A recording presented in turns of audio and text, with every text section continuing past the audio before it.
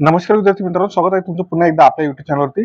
आजच्या व्हिडिओमध्ये आपण नर्सिंग ॲप्टिट्यूडच्या नर्सिंग ॲप्टिट्यूडच्या न्यू लेक्चरला सुरुवात करत आहोत. आणि सगळ्यात महत्त्वाची गोष्ट, हे जे नोट्स तुम्हाला स्क्रीनवर दिसत आहेत, या सर्व नोट्स तुम्हाला मी व्हॉट्सअपवरती आपल्या व्हॉट्सअप ग्रुपला फ्री ऑफ कॉस्ट अवेलेबल करून दिलेला आहे. त्यामुळे सर्व विद्यार्थ्यांनी काय करायचं आहे, डिस्क्रिप्शनमध्ये मी तुम्हाला आपल्या व्हॉट्सअप ग्रुपची लिंक दिलेली आहे.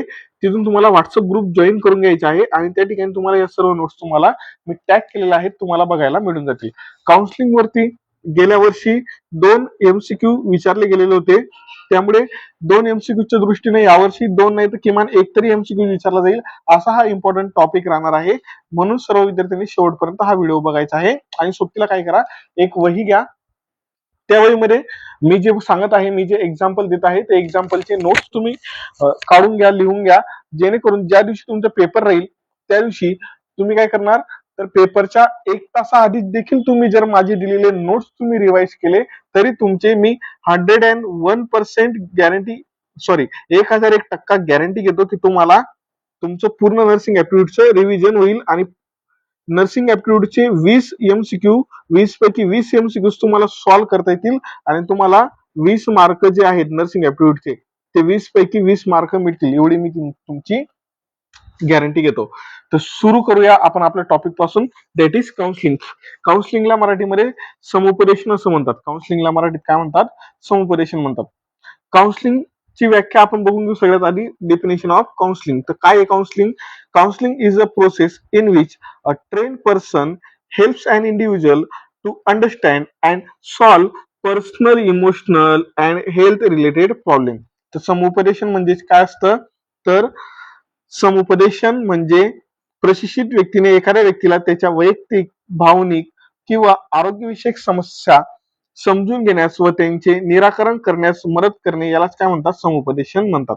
आता या ठिकाणी लक्षात ठेवा, 2 शब्द मी जे सांगतो ते लक्षात ठेवा. पहिला व्यक्ती येतो counsellor, okay, and another person is, कोण आहे,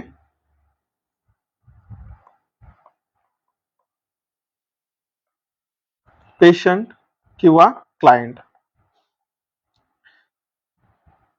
ओके. तर बघा, काउन्सलर कोण असतो, जो समस्या सोडवतो, जो प्रॉब्लेम सॉल्व्ह करतो, जो प्रॉब्लेम सॉल्व्ह करतो त्याला काय म्हणतात, काउन्सलर म्हणतात. आणि जो प्रॉब्लेम घेऊन आलेला असतो त्याला काय म्हणतात, क्लायंट किंवा पेशंट म्हणतात. ठीक आहे. तर काउन्सिलिंग म्हणजे काय, जो आपल्या क्लायंटनी जी समस्या आणलेली आहे, जी प्रॉब्लेम आपल्याकडे आणलेली आहे, ती प्रॉब्लेमला सॉल्व्ह करणे, त्याच प्रक्रियेला काय म्हटलं जात असतं, त्याच प्रक्रियेला म्हटलं जात असतं काउन्सिलिंग. त्याच प्रक्रियेला काय म्हणतात, काउन्सिलिंग असं म्हणतात.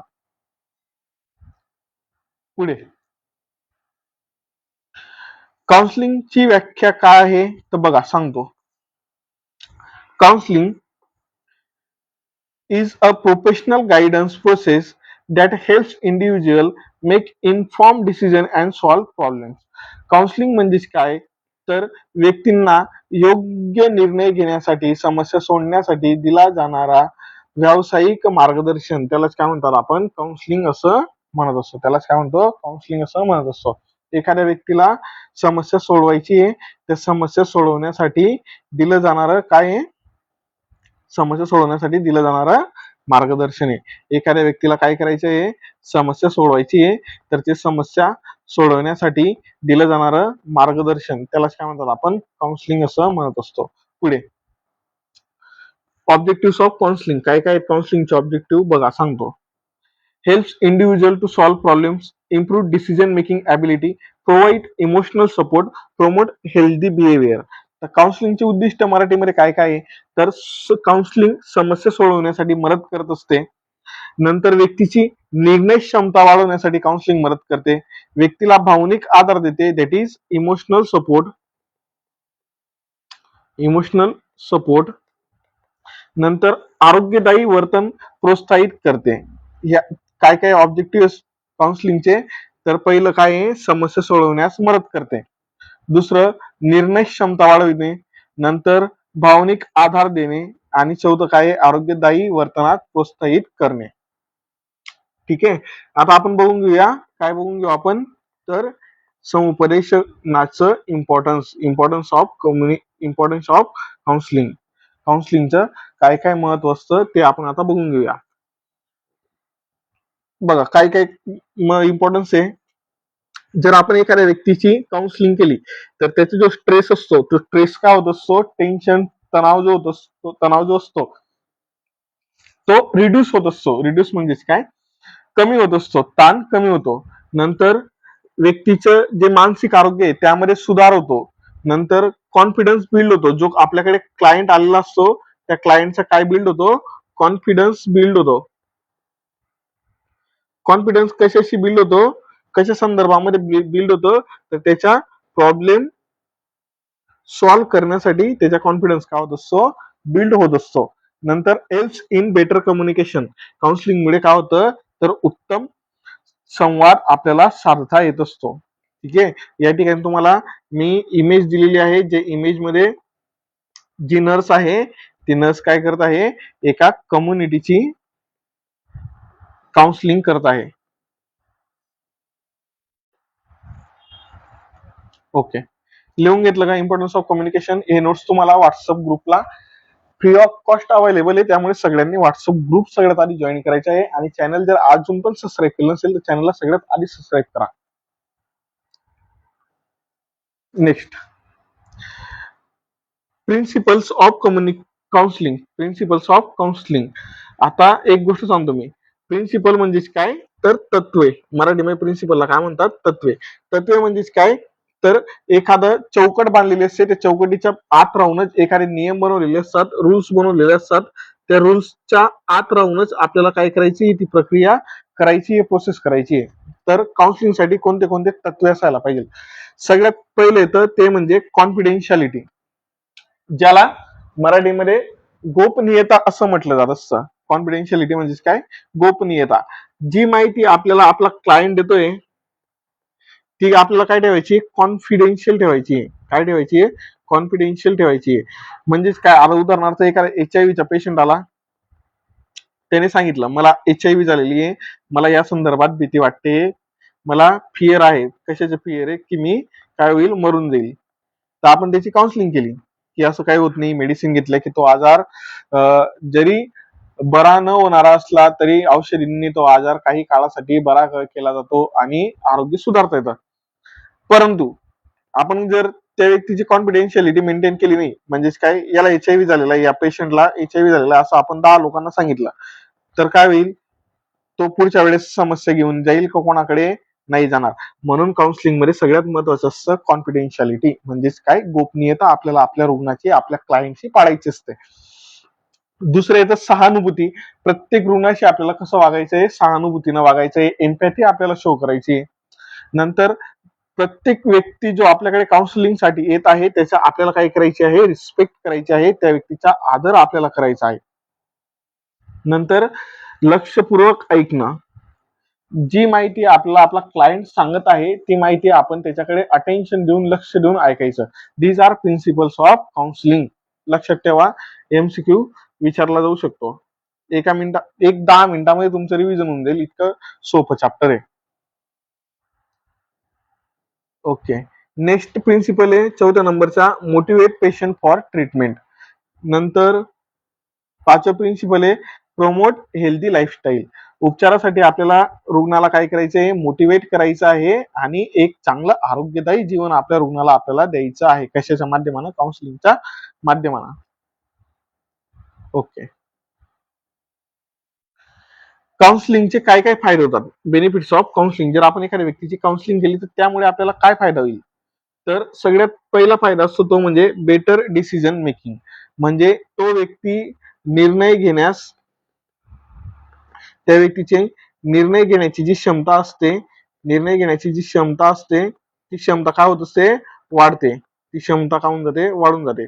उदाहरणार्थ, मला एखादा पेशंट आला, त्याने सांगितलं मला TB झालेला आहे, पण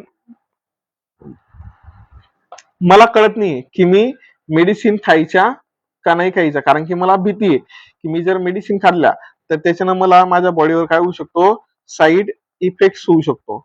बरोबर. मग तुम्ही त्यांची काउन्सिलिंग केली, त्याला सांगितलं बाबा असं होत नाही, मेडिसिन जरी तू खाल्ल्या तरी त्या मेडिसिन पर्टिक्युलर टायमापुरतं तुझ्या बॉडीमध्ये आहेत. त्याच्या तुझ्या कुठल्याही अवयवावरती, तुझ्या किडनीवरती, तुझ्या शरीरावरती दुष्परिणाम होणार नाही. बरोबर. जर काही एखादा साईड इफेक्ट दिसत असेल, जसं स्थूलपणा वाटत असेल किंवा इतर दुसरा काही साईड इफेक्ट दिसत असेल, तर तो जोपर्यंत तुझ्या औषधी सुरू आहेत तोपर्यंतच राहील, आणि ज्या वेळेस तुझ्या औषधी बंद होतील त्या टायमाला तो साईड इफेक्ट दूर होऊन जाईल, संपून जाईल.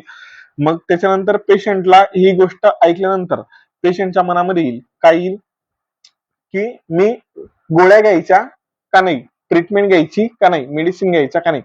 म्हणजेच काय झालं, तर जी समस्या आहे त्या समस्या आपण सोडवली, आणि समस्या सोडवल्यामुळे काय झालं, तर पेशंट डिसिजन घेण्यास त्याची जी क्षमता आहे डिसिजन घेण्याची ती क्षमता वाढली.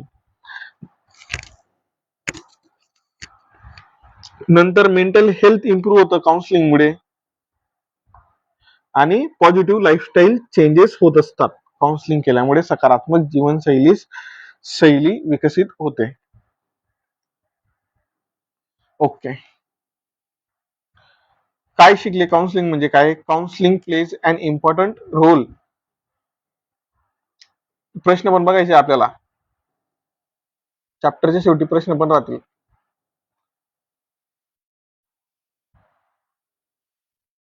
Counselling plays an important role in improving mental health and solving personal problem. मानसिक आरोग्य सुधारण्यासाठी आणि वैयक्तिक समस्या सोडवण्यासाठी समुपदेशन हे काय आहे, अत्यंत महत्वाचे आहे. चला आपण आता एमसीक्यू ला सुरुवात करूया. Okay. First MCQ, counselling mainly helps to. समुपदेशन, ओके, मराठीमध्ये ट्रान्सलेट करून देतो. समुपदेशनामुळे कुठली मदत होते?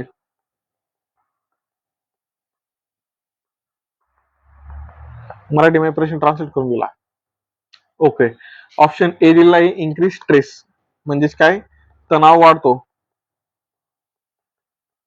ऑप्शन बी दिलेला आहे, सॉल्व पर्सनल प्रॉब्लेम, वैयक्तिक समस्या सोडविण्यास मदत होते. दुसरे, स्प्रेड डिसीज, आजार पसरतो काउन्सिलिंगमुळे. इन्क्रीज पॉप्युलेशन, जनसंख्या वाढते. तर राईट ऑप्शन काय, आन्सर काय आहे, काउन्सिलिंगमुळे काय होतं राजांनो, तर प्रॉब्लेम सॉल्व्ह करण्यास मदत होते. काउन्सिलिंगचं तिसरी डेफिनेशन आहे, helps person to solve problem. Next MCQ, the most important principle of counselling is. काउन्सिलिंगच्या सगळ्यात महत्वाचं प्रिन्सिपल तत्व कोणतं आहे? ए, पनिशमेंट म्हणजे शिक्षा देणे.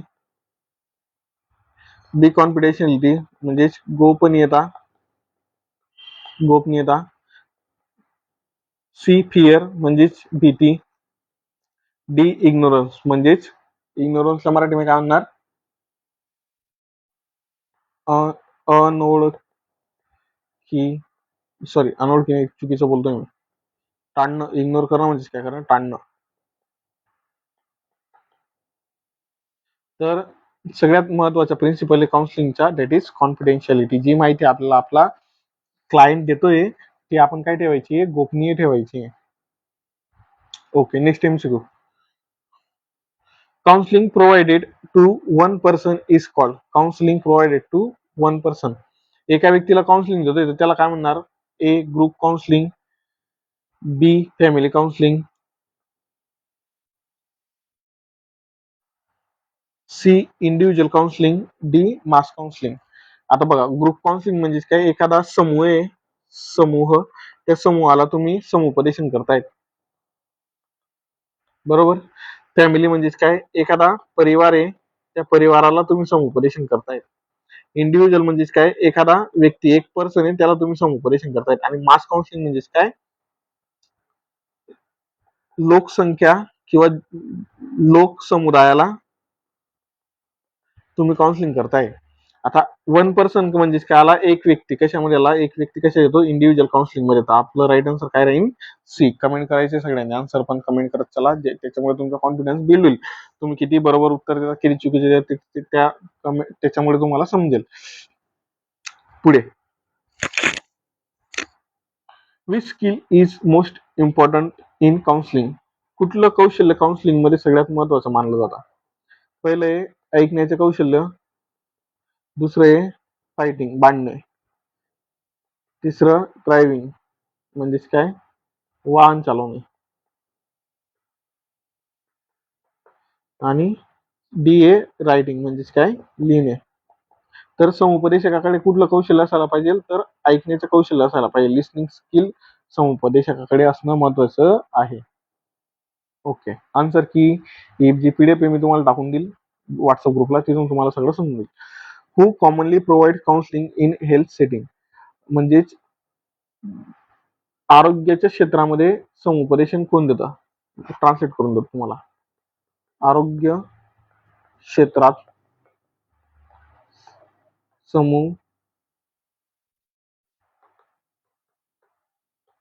समुपदेशन कोण देतं. ए इंजिनियर, बी नर्स किंवा health worker, C driver, D farmer. याचा आन्सर काय आहे, नर्स किंवा health worker. B is right answer. Okay, this PDF I will provide you on WhatsApp. So every student has, I have a request for every student to join WhatsApp group to get free PDF of this topic. तोपर्यंत विद्यार्थी मित्रांनो, जय हिंद, जय महाराष्ट्र.